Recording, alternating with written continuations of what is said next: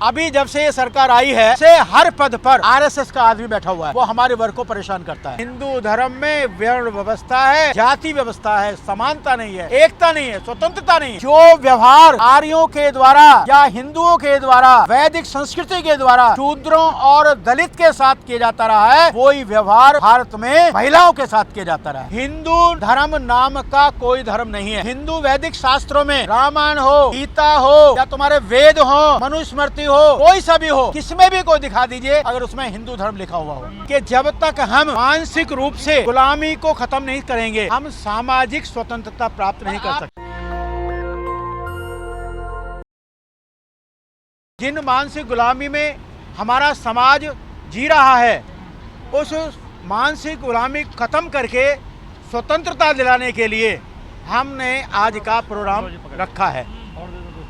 अगर अभी मैंने आपको बताया कि जब तक हम मानसिक रूप से गुलामी को खत्म नहीं करेंगे, हम सामाजिक स्वतंत्रता प्राप्त नहीं कर सकते। आरोप लगता है कि आप हिंदुओं को कमजोर कर रहे हैं। देखिए, नहीं, आरोप लगता है हिंदू कमजोर। हिंदू कब नहीं था कमजोर? अंग्रेज मुगलों के जमाने में जितने भी मुसलमान नए बने वो हिंदू बने। अंग्रेजों के जमाने में जितने भी ईसाई बने वो सब शेड्यूल कास्ट बने, हिंदू बने। और बाबा साहब के धर्म परिवर्तन के साथ जितने भी बुद्धिस्ट बने वो सारे हिंदू बने। ऐसा कौन सा प्रश्न है, ऐसी कौन सी हिंदू धर्म में खामी है, कौन सी गलतियां हैं जिससे जब टूटता है तो हिंदू धर्म ही टूटता है? ये हम सोचते हैं, आप सोचते हैं, जो हिंदू धर्म के चलाने वाले हैं वो नहीं सोचते कि हिंदू धर्म में आखिर क्यों टूटता है। आज इतने हजारों लोगों ने बौद्ध धर्म की दीक्षा ली। क्यों ली दीक्षा? क्यों हिंदू धर्म छोड़ा? हिंदू धर्म में वर्ण व्यवस्था है, जाति व्यवस्था है, समानता नहीं है, एकता नहीं है, स्वतंत्रता नहीं है। हमारे साथ मजदूरों जैसा व्यवहार होता है और इतना जानवरों जैसा व्यवहार होता है, तो आदमी को जी आपको डर नहीं लगता कार्रवाई हो जाएगी? नहीं, हमारे अंदर कार्रवाई हो जाए हमें कोई डर नहीं लगता, क्योंकि हमें इतिहास के बारे में जानकारी है कि हमारे पूर्वज बुद्धिस्ट थे, बौद्ध धर्म के मानने वाले थे। श्रमण संस्कृति सबसे पहले थी, आर्य संस्कृति तो बाद में आई, वैदिक संस्कृति बाद में बनी। पहले हमारे देश में यहाँ श्रमण संस्कृति थी। जो श्रमण संस्कृति है वो आज का बौद्ध धर्म है। जो लोग कहते हैं, मैं आपकी नॉलेज में डालना चाहता हूं कि भगवान बुद्ध, तथागत बुद्ध, ये सम्यक संबुद्ध हैं। इससे पहले भारत में बौद्ध धर्म को चलाने वाले, उसका विकास करने वाले 27 बुद्ध और हुए हैं। पर भंडारी जी, कई जगह ऐसा देखने को मिलता, कई राज्यों में कानून बना हुआ है कि वहाँ सर्टिफिकेट नहीं बनाता आईडीएम बुद्धिस्टों के। देखिए, ये मानसिक गुलामी है उन लोगों की, वर्ण व्यवस्था के पोषक है वो लोग।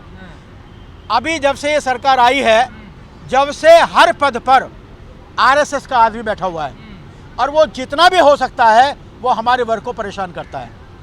दो बातें मैं आपको बतानी चाहूँगा इस माध्यम से, और सभी लोग सुन लें, ये हमारी बात जानी चाहिए।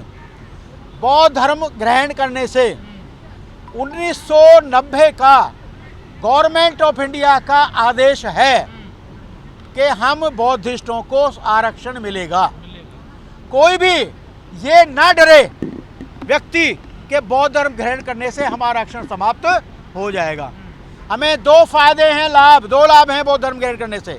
अगर हम आरक्षण लेना चाहें तो हम आरक्षण ले सकते हैं, और अगर हम नहीं चाहते, हम माइनॉरिटी में आना चाहते हैं, तो खुलेआम हम कहते हैं आपसे, दिल्ली में जाइए, वहाँ पर अपना हमारा बुद्धिस्ट सर्टिफिकेट ले जाइए, उसकी फोटो को भी जमा कीजिए, फार्म भरिए और आपका नाम गजट में आएगा। आप अल्पसंख्यक में काउंटिंग आपकी की जाएगी। पर जिन राज्यों में नहीं मिल पाता सर्टिफिकेट, वहाँ क्या किया जाए? देखिए, वहाँ आपको एसडीएम के पास जाना पड़ेगा और उसको सर्टिफिकेट जरूर दिखाना पड़ेगा।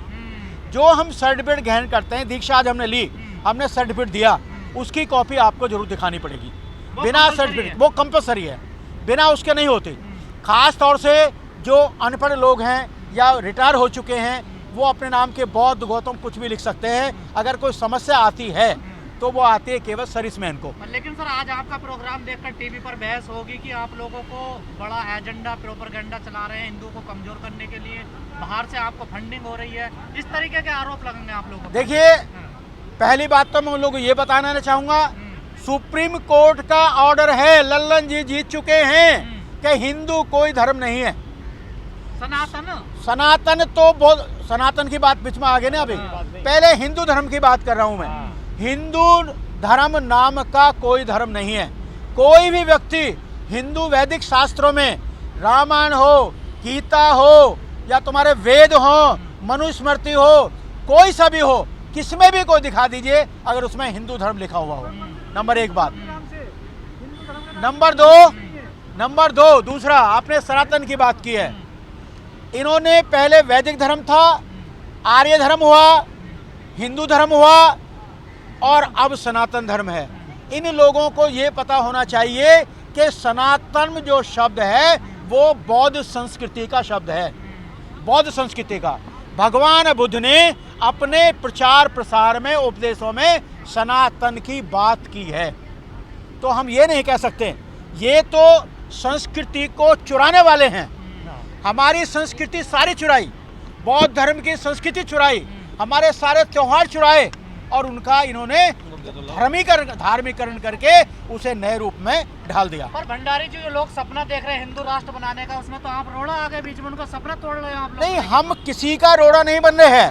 हम केवल और केवल बाबा साहब के अनुयायी हैं, जो बाबा साहब ने बौद्ध धर्म ग्रहण किया है, और हमारे पूर्वज वो बुद्धिस्ट थे। हम कोई धर्म परिवर्तन नहीं कर रहे हैं, बल्कि पुनर्जागरण हमारा आंदोलन है। हमारा आंदोलन है पुनर्जागरण आंदोलन है, हमारा कोई धर्म परिवर्तन नहीं है। आप जैसे कह रहे हैं कि हमारे पूर्वज बौद्धिस्ट थे, तो फिर ये कमजोर कैसे हो गया बौद्धिस्ट? कमजोर ये आर्य अनार्य संस्कृति से हुआ। बहुत बड़ी कहानी है, हिस्ट्री आप लोग जानते हैं सब। भारत में आर्य लोग आए, वो केवल उनके पास हथियार थे, धनुष, तलवार और घोड़ा, इसके अलावा उनके पास कुछ नहीं था। भारत में आकर के जो हमारी सनातन संस्कृति के लोग थे, उनको मारा, उनको पीटा, उनकी जमीन छीनी। जो व्यवहार आर्यों के द्वारा या हिंदुओं के द्वारा, वैदिक संस्कृति के द्वारा शूद्रों और दलित के साथ किया जाता रहा है, वही व्यवहार भारत में महिलाओं के साथ किया जाता रहा है। किसी भी महिला को पढ़ने का अधिकार नहीं, कहीं रहने का अधिकार नहीं, बराबरी का अधिकार नहीं था। वो सिर्फ अगर हुआ है तो भारत को आज़ाद होने के बाद बाबा साहब डॉक्टर अम्बेडकर ने किया है, या सावित्रीबाई फूले ने शिक्षा के रूप में उसको किया था। बौद्ध धर्म भी तो हिंदू सनातन का या हिंदुओं का ही तो एक अभी हमने 22 प्रतिज्ञा ली हैं।